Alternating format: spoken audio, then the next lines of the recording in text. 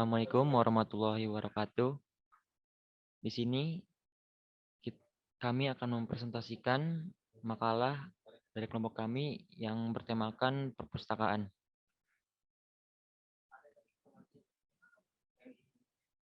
Kelompok kami yang beranggotakan Ahmad Fadilah, Muhammad Ajam, Muhammad Farhan, Muhammad Fikih, Syika Indra, dan Bayu Sandi.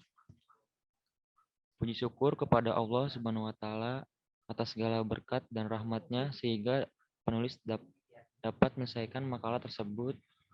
Hanya kepada Allah lah kami memuji dan hanya kepadanya lah kami bersyukur. Kami menciptakan apapun dan kami meminta pertolongannya. Salawat serta salam tidak lupa selalu kita cantumkan untuk junjungan Nabi Agung kita yaitu Nabi Muhammad SAW yang telah menyampaikan petunjuk Allah Subhanahu wa Ta'ala untuk kita semua, yang merupakan sebuah petunjuk yang paling benar, yakin, syariah agama Islam yang sempurna dan merupakan satu-satunya karunia paling besar bagi seluruh alam semesta. Dengan hormat serta penolongnya, puji syukur pada akhirnya dapat menyelesaikan makalah ini dengan lancar. Saya menyadari bahwa makalah hasil kunjungan ini masih banyak kekurangan dan perlu pengembangan lebih lanjut agar benar-benar bermanfaat. Besar harapan saya makalah ini dapat memberikan manfaat bagi pembaca.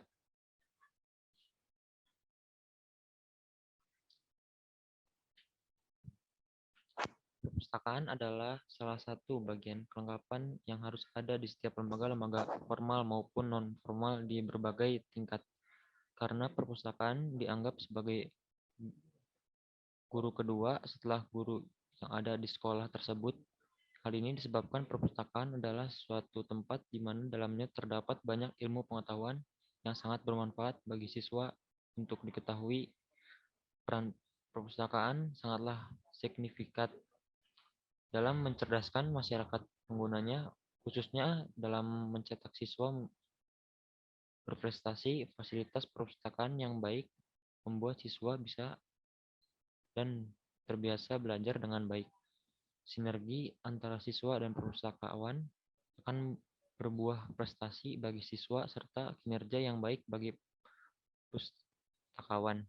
Dengan koleksi update yang terus berganti, siswa menjadi kaya akan wawasan, ilmu pengetahuan, informasi, tidak gaptek, serta mencari siswa pintar yang mempunyai segudang prestasi. Siswa yang senang dan sering memanfaatkan perpustakaan sebagai penyedia jasa informasi dan ilmu pengetahuan akan terbantu dalam mewujudkan prestasi dan cita-cita pendidikannya. Ruang lingkup dari penulisan makalah ini adalah dibatasi pada pengembangan aplikasi manajemen perpustakaan meliputi DDL, DML, dan join beserta ERD, LS, dan spesifikasi file. Tujuan yang ingin dicapai dari pengembangan perpustakaan ini adalah sebagai berikut. Rencanakan sistem manajemen perpustakaan yang dapat diakses dari mana saja sehingga memberikan pelayanan yang lebih baik. 2. Merencanakan sirkulasi perpustakaan yang efisien bagi perpustakaan. Dan terakhir, merencanakan sistem aplikasi perpustakaan yang ramah pengguna baik dan segi antarmuka ataupun fitur-fitur yang disediakan untuk memudahkan pustakawan dalam mengelola perpustakaan. Manfaat yang diperoleh oleh pengembangan aplikasi ini adalah sebagai berikut. Mempermudah pustakawan dalam melakukan proses pendapatan pada perpustakaan. Mempermudah pustakawan dalam proses peminjaman, pengembalian, perpanjangan, dan perpustakaan dan pelaporan aset perpustakaan yang hilang atau rusak. Demikian yang bisa saya jelaskan. Seterusnya akan dilanjut oleh teman saya. Sekarang bab 2, pembahasan. IRD perpustakaan. Jadi di sini kita udah ngelihat nih ada IRD ya. bentuknya kira-kira beginilah. Ada penulis, ada tabel anggota, ada tabel peminjaman, ada tabel buku. Dan di tabel-tabel ini saling berkaitan. Di setiap tabel pasti ada nilai-nilai tersendiri, seperti misalnya di penulis ada email, ada kota, dan misalnya di tabel anggota ada nama, ada alamat. Nah, di saling IRD ini bisa berhubungan, misalnya dari buku ke penulis. Nah, di sini ada discussion atau buat ditulis. Jadi kira-kira beginilah alur dari basis data yang kita buat. Lanjut. Sekarang lanjut ke materi. Dalam pembentukan IRD terdapat 3 komponen yang akan dibentuk, yaitu entitas. Pada pos sebelumnya mengenai basis data telah dijelaskan sedikitnya tentang pengertian entitas, yaitu suatu objek yang dapat dibedakan dari lainnya yang diwujudkan dalam basis data. Pengertian lainnya menurut Badilaun 2010, entitas objek yang menarik di bidang organisasi dimodelkan, contoh mahasiswa, kartu anggota perpustakaan, dan buku. Ya, seperti kayak di IAD ini. Lanjut ke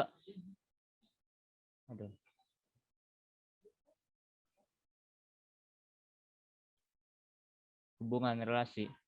Jadi di setiap ini ada hubungan relasinya, seperti ini digambarkan di IRD-nya, ada relasinya nih, garis-garis ini bentuk gambar relasi. Apa relasi? Relasi suatu hubungan antara dua jenis entitas dan direpresentasikan sebagai garis lurus yang menghubungkan dua entitas. Contoh, mahasiswa terdaftar sebagai anggota perpustakaan. Relasinya adalah mendaftar. Nah, kalau di sini di tabel ini misalnya ada penulis, buku, relasinya adalah ditulis. Buku ke peminjam, relasinya adalah meminjam. Dilambangkan dengan garis ini. Anggota misalnya ke buku juga meminjam. Lanjut.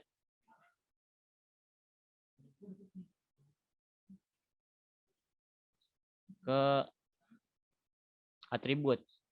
Atribut memberikan informasi lebih rinci tentang jenis entitas. Atribut memiliki struktur internal berupa tipe data, jenis atribut.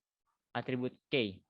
Atribut key adalah satu atau gabungan dari beberapa atribut yang dapat dibedakan semua baris data, raw atau record, dalam tabel secara unik. Dikatakan unik jika pada atribut yang dijadikan key tidak boleh ada baris data dengan nilai yang sama. Contoh, nomor pokok, PP, NIM. Nah, kalau di tabel IRD kita ini ada kayak ID penulis, nah, misalnya kayak ada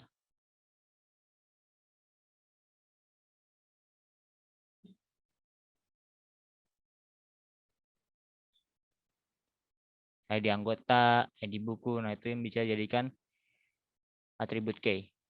Sekarang atribut simple. Atribut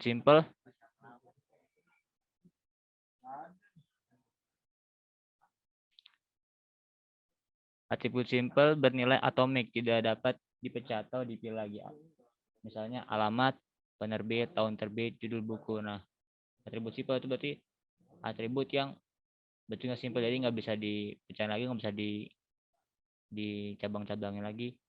Lalu atribut multi-value atau nilai dari suatu atribut yang mempunyai lebih dari satu multi-value. Nilai dari atribut yang bersangkutan, contoh dari sebuah buku, yaitu beberapa pengarang. Kayak tadi yang di IRD kita ada pengarang, nah itu juga namanya atribut multi-value. Lanjut, atribut composite. Atribut composite yaitu suatu atribut yang terdiri dari beberapa atribut yang lebih kecil yang mempunyai arti tertentu yang masih bisa dipecah lagi atau mempunyai sub atribut. Jadi kalau atribut composite itu masih bisa dipecah lagi. Contohnya kayak entitas nama depan, nama tengah, nama belakangnya. Kayak di sini kayak ada kayak penulis, tahun terbit, nama penulisnya, pengarangnya, kira-kira begitu. Lalu atribut derivatif, atribut yang tidak harus disimpan dalam database X total atau atribut yang dihasilkan dari atribut lain atau dari relationship. Atribut ini dilambangkan dengan bentuk oval yang bergaris putus-putus. Lanjut, Derajat relasi atau koordinasi rasio. Menjelaskan jumlah maksimum hubungan antara suatu entitas dengan entitas lain. Pertama, one to one. One to one yaitu setiap anggota entitas A hanya boleh berhubungan dengan satu entitas anggota B. Begitu pula sebaliknya. Dua, one to many, yaitu setiap anggota entitas A dapat berhubungan dengan lebih dari satu anggota entitas B, tapi tidak sebaliknya. Jadi yang A boleh ke B, tapi yang B nggak boleh ke A. Karena itu one to many. Lanjut, many to many. Setiap entitas A dapat berhubungan dengan banyak entitas himpunan entitas B. Demikian sebaliknya. Jadi banyaknya entitas A bisa ke banyak entitas B. Sebaliknya juga entitas B bisa banyak lagi ke entitas A. Oke, setelah ini kita akan membahas LR perpustakaan yang akan dijelaskan oleh kelompok kami selanjutnya. Sekian, wassalam. Assalamualaikum warahmatullahi wabarakatuh. Perkenalkan, nama saya Ahmad Fadila. Di sini saya akan mempresentasikan tentang LRS perpustakaan. Penjelasannya, untuk membuat LRS, kita harus mempunyai yang namanya entitas. Apa itu entitas? Entitas itu adalah untuk mewakili suatu objek dengan karakteristik. Dan entitas berbentuk kotak. Selain harus mempunyai entitas, kita harus mempunyai atribut. Apa itu atribut? Atribut adalah menjelaskan karakteristik suatu entitas dan juga relasinya. Bentuk atribut itu seperti apa?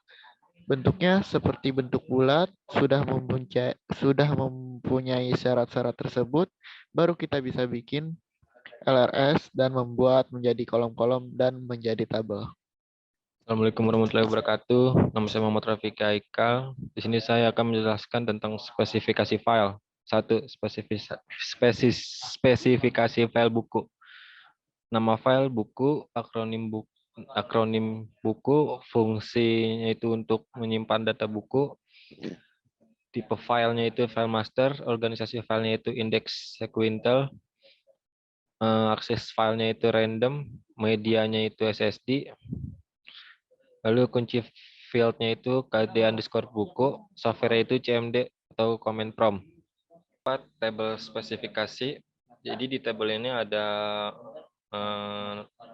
elemen data, nama field, tipe, size, dan keterangan. Nomor satu itu KD buku, elemen datanya. Nama fieldnya itu KD buku, underscore buku, tipenya itu integer, size-nya itu 11, keterangannya primary key. Nomor 2 itu ada nama underscore buku, nama fieldnya underscore buku, tipenya itu varchar, size-nya 30. Nomor 3 itu ada jenis underscore buku, nama fieldnya itu jenis underscore buku, tipenya char, size-nya 20. Nomor 4 itu ada penerbit, nama fieldnya ada penerbit, tipenya itu char, size-nya itu 14. Nomor 5, elemen datanya penulis, nama fieldnya penulis, tipenya varchar, size-nya 50. Nomor 6 itu tanggal underscore terbit, nama fieldnya tanggal underscore terbit, tipenya itu varchar, size-nya itu 4. Assalamualaikum warahmatullahi wabarakatuh. Saya Muhammad Farhan dari kelas 12 2A 01 dengan NIM 12 2000037 ingin menjelaskan DDL, yaitu DDL adalah Data Definition Language. Maksudnya, DDL ini merupakan bahasa pemrograman dari komputer yang dapat dimanfaatkan untuk membuat maupun memodifikasi struktur dari suatu objek dalam database yang utamanya terbentuk skema, yaitu, dan ini tabel dari DDL tersebut ada dari kode buku, nama buku, jenis buku, penerbit, penulis, dan tanggal terbit. Dan ini tabel-tabelnya.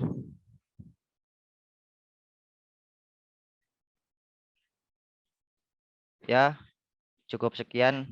Assalamualaikum warahmatullahi wabarakatuh. DML, Manipulation Language, adalah satu paket DBMS yang memperbolehkan pemakaian untuk mengakses atau memanipulasi data sebagaimana yang telah diorganisasikan sebelum dalam model.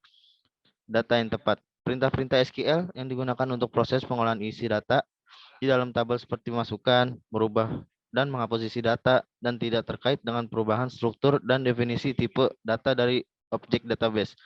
Dengan DML dapat dilakukan kegiatan 1. Mengambil informasi yang tersimpan di dalam basis data. 2. Menyisipkan informasi baru dalam basis data. 3. Menghapus informasi dari tab. Nah, ini adalah contoh dari DML.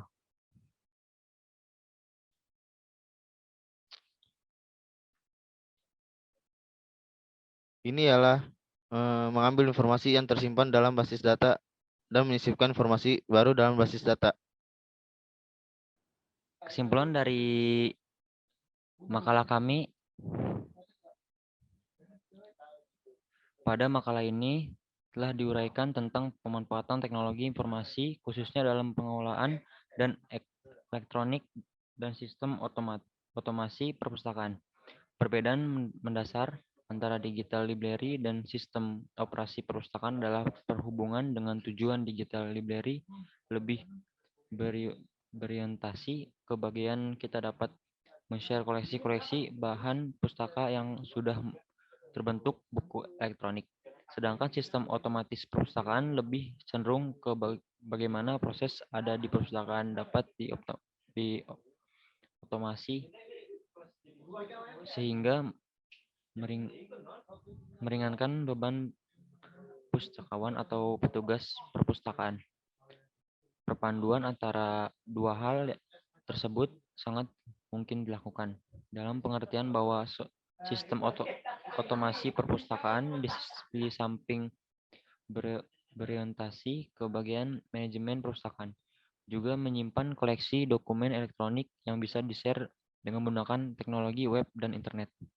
Saran penulis tentunya masih menyadari jika makalah di atas masih terdapat banyak kesalahan dan jauh dari kesempurnaan.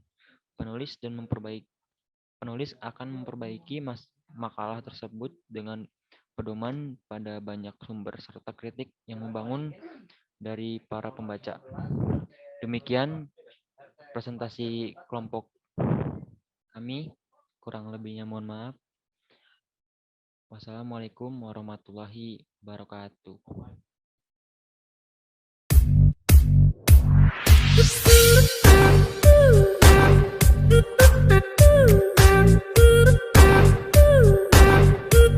Thank you.